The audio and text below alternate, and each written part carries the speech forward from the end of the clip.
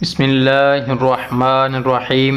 آج ہم انشاءاللہ العزیز سورہ بقرہ کی آیت نمبر 34 کی تلاوت کریں گے۔ اس آیت میں اللہ رب العزت نے فرشتوں کو سجدہ کرنے کا حکم دیا تھا۔ بسم اللہ الرحمن الرحیم۔ وَإِذْ قُلْنَا لِلْمَلَائِكَةِ اسْجُدُوا لِآدَمَ فَسَجَدُوا إِلَّا إِبْلِيسَ أَبَى وَاسْتَكْبَرَ وَكَانَ مِنَ الْكَافِرِينَ۔ ترجمہ کنز العرفان۔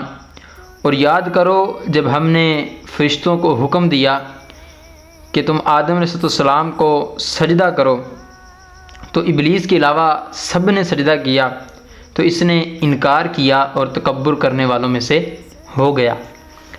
اس آیت میں اللہ رب العزت نے فرمایا اسجدوا لآدم کہ تم آدم علیہ السلام کو سجدہ کرو۔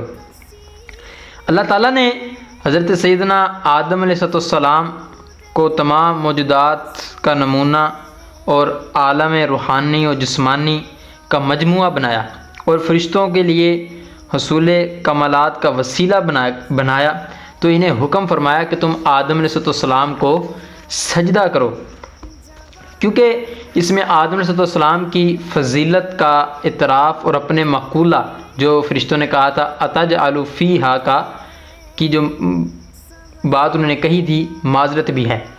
بہرحال تمام فرشتوں نے حضرت سیدنا آدم علیہ السلام کو سجدہ کیا، لیکن ابلیس ملعون نے سجدہ نہیں کیا اور تکبر کے طور پر یہ سمجھتا رہا کہ میں آدم علیہ السلام سے افضل ہوں، اور اس جیسے انتہائی عبادت گزار فرشتوں کے استاد اور مقرب بارگاہ الہی کو سجدہ کا حکم دینا حکمت کے خلاف ہے۔ اپنے اس باطل عقیدے حکم الہی سے انکار اور تعظیم نبی سے تکبر کرنے کی وجہ سے وہ کافر ہو گیا۔ حضرت آدم علیہ السلام اور ابلیس کا واقعہ قرآن پاک کی 7 صورتوں میں بیان کیا گیا۔ یہاں بھی اللہ پاک نے فرمایا کہ تم آدم علیہ السلام کو سجدہ کرو، تو سجدے کے متعلق ہم انشاءاللہ شرعی احکام سنیں گے کہ کیا شرعی احکام ہے سجدہ کرنا، کس کو جائز ہے کس کو نہیں۔ اس آیت میں چونکہ سجدے کا ذکر ہوا، سجدہ 2 قسم کا ہے، ایک سجدہ تعبدی ہے اور ایک سجدہ تعظیمی ہے۔ سجدہ جو تعبدی ہے وہ کسی کو معبود سمجھ کر کیا جاتا ہے اور وہ اللہ رب العزت کے علاوہ کوئی ایسی ہستی موجود نہیں ہے، کوئی ایسی ذات موجود نہیں ہے کہ اس کو سجدہ تعبدی کیا جائے سوائے اللہ رب العزت کے۔ اور سجدہ تعظیمی جس میں مسجود یعنی سجدے جسے سجدہ کیا جائے اس کی تعظیم مقصود ہوتی ہے۔ یہ سجدہ جو سجدہ تعبدی ہے یہ قطعی عقیدہ ہے کہ سجدہ عبادت اللہ رب العزت کے لیے ہی خاص ہے، اس کے علاوہ کسی اور کے لیے خاص نہیں ہے۔ فرشتوں نے آدم علیہ السلام کو سجدہ تعظیمی کیا تھا اور باقاعدہ پیشانی زمین پر رکھنے کی صورت میں تھا، صرف سر جھکانا نہ تھا۔ سجدہ تعظیمی جو ہے وہ پہلی شریعتوں میں جائز تھا اور اب اس شریعت میں یہ منسوخ ہو چکا ہے، اب سجدہ تعظیمی بھی جائز نہیں ہے۔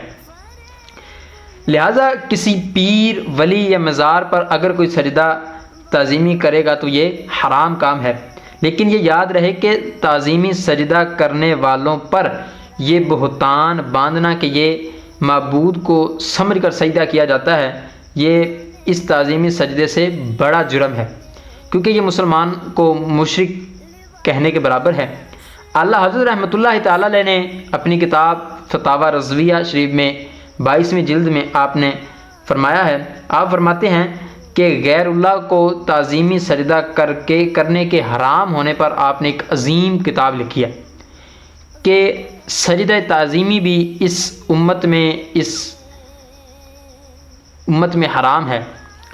اسی طرح جو شیطان نے تکبر کیا تھا کہ میں آدم علیہ السلام سے افضل ہوں، تو اس کی کیا وجہ تھی؟ اس واقعے سے معلوم ہوا کہ تکبر ایک خطرناک عمل ہے، یہ بعض اوقات بندے کو کفر تک بھی پہنچا دیتا ہے۔ یہ صرف شیطان کے ساتھ خاص نہیں بلکہ اگر کوئی بندہ تکبر کرے گا تو وہ بھی کفر تک جا سکتا ہے۔ اس لیے ہر مسلمان کو چاہیے کہ تکبر سے بچتا رہے۔ حضرت سیدنا عبداللہ بن مسعود رضی اللہ تعالیٰ عنہ سے روایت ہے کہ نبی کریم صلی اللہ تعالی وسلم نے ارشاد فرمایا، تکبر حق کی مخالفت کرنے اور لوگوں کو حقیر جاننے کا نام ہے۔ آپ کو پتہ ہے آپ حق بیان کر رہے ہیں، جو حق کو نہیں مانے گا وہ سمجھ لینا کہ یہ بندہ آپ سے تکبر کر رہا ہے۔ اسی طرح حضرت عبداللہ بن مسعود رضی اللہ تعالیٰ عنہ سے ایک اور روایت ہے، آپ فرماتے ہیں کہ کریم آقا صلی اللہ علیہ وسلم نے ارشاد فرمایا، تکبر سے بچتے رہو، کیونکہ اسی تکبر نے شیطان کو اس بات پر ابھارا تھا کہ وہ آدم علیہ السلام کو سجدہ نہ کرے۔ حضرت سیدنا سلمہ بن اکوع رضی اللہ تعالیٰ عنہ سے روایت ہے کہ کریم آقا صلی اللہ علیہ وسلم نے ارشاد فرمایا، آدمی دوسرے کے مقابلے میں اپنی ذات کو بلند سمجھتا ہے، یہاں تک کہ اسے تکبر کرنے والوں میں لکھ دیا جاتا ہے، پھر اسے وہی عذاب پہنچے گا جو تکبر کرنے والوں کو عذاب ہوگا۔ تو اس آیت سے ہمیں یہ بھی معلوم ہوا کہ تکبر نہیں کرنا۔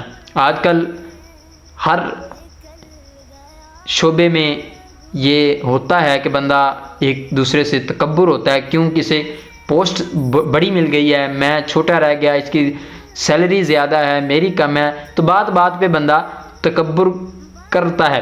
تو اللہ تعالیٰ اس تکبر جیسی جو بیماری ہے اللہ ہماری حفاظت فرمائے، آمین بجاہ النبی الامین وصلی اللہ تعالی علی خیر خلقہ محمد و اصحابہ اجمعین۔